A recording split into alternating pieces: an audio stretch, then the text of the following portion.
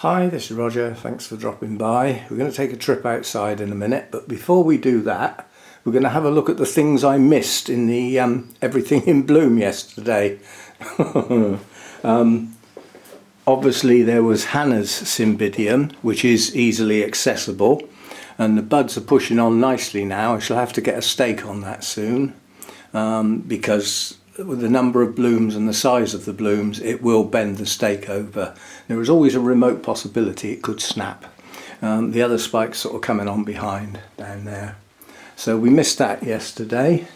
We didn't miss anything over here, apart from the fact that has got a shadow in it, so it's probably, well, it will bloom on that growth. Whether that's actually the bud starting or not, I don't know.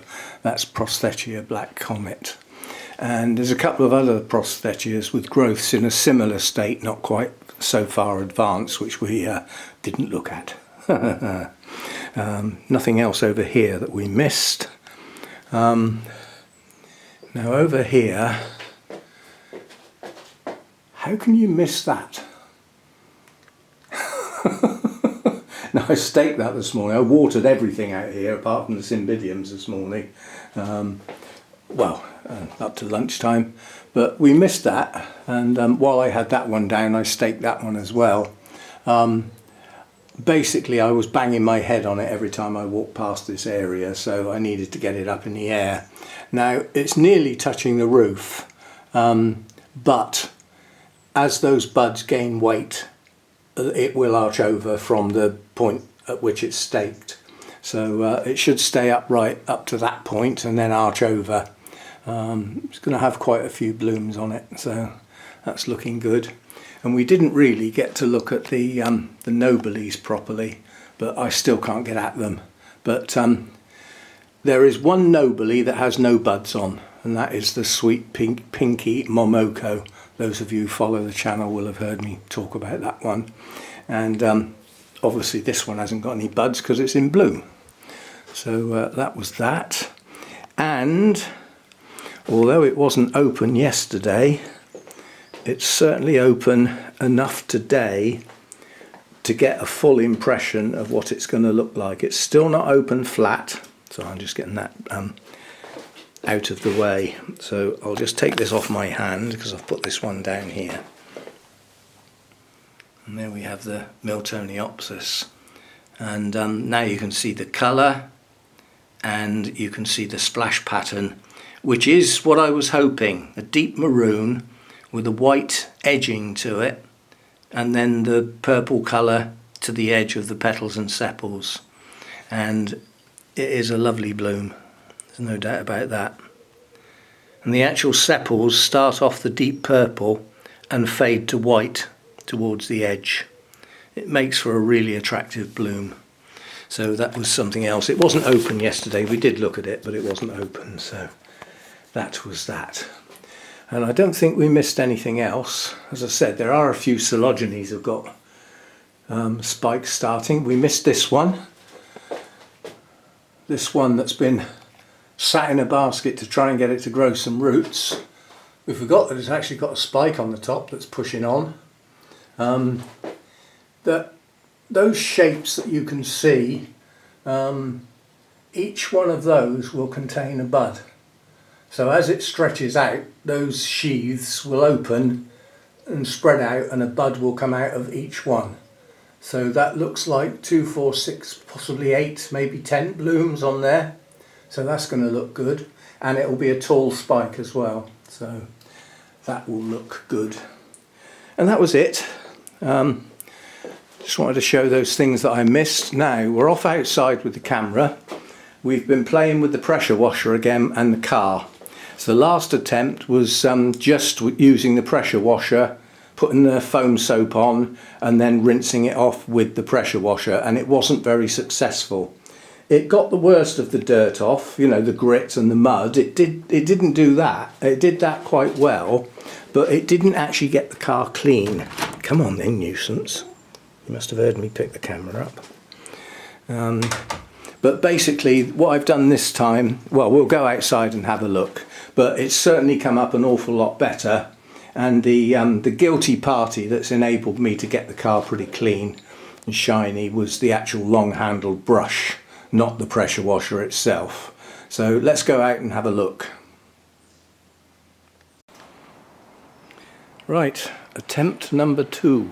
It's a bit long-winded and I can shortcut next time, but we do have a clean car this time thanks to the long-handled brush, not the pressure washer. So basically what I had to do was I brought my big black bucket out, brought the hose round from the back and filled the black bucket up so that I had a large source of water basically. I could have connected the hose to the pressure washer, but I wanted to use the pressure washer for what it was designed for. So basically the first thing I did was get the car wet. That was just the pressure washer dipped in the black bucket. And then I mixed up the snow foam and attached that and gave the car a good soak with that. That took two of the containers, but 2 does the job. And basically I bought a jug out, so basically I could just use the jug to put the snow foam in the container, top it up with water using the jug out of the big black bucket, attach it to the pressure washer, and away we go. So that got everything going. And then as soon as I'd put the snow foam on, I let it soak for a little bit, and then I used the water in the black bucket, having topped it up with the hose, and the big long-handled brush to give the car a good brush and get all the dirt and everything off and into all the crevices. It didn't do a bad job on the wheels, but the wheels could do with a separate brush, a narrow brush that goes right in. So although it does the surface, it doesn't clean them properly, and they've never really been cleaned properly because the automatic car washes don't do that. But it's done a much better job this time round. And basically once I'd done all the brushing and everything I wanted to do, in the meanwhile, you know, I had to top the black bucket up again with the hose. And the problem is, it meant going down the alleyway to the tap to turn it on and turn it off. But I was being a silly Billy. We'll do that a lot better next time by having the hose attachment on it, which has got a trigger, which means I can have water when I want and do everything from out here. I could even use the hose to rinse the car if I wanted, you know, rather than the pressure washer. But the main thing is to get the soap on and get the brush on it and get it reasonably clean. I still don't think it's as clean as putting it through the automatic car wash, but it looks an awful lot better than it did, which was covered in mud. So there we go. And the main reason for getting the pressure washer was to do the decking. So that'll be the next thing I'll have a go at. And what I will do with the decking is I will use the hose. I'll attach the hose to it because the hose is round the back. Yeah.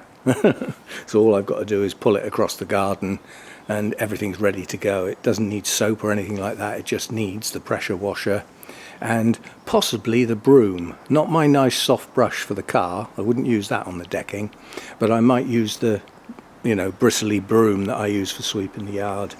Might use that to sort of get the moss and everything off the decking, and use the pressure washer to wash it clean basically. So there we go. Car looks an awful lot better than it did before, and that comes as part of the inherent cost.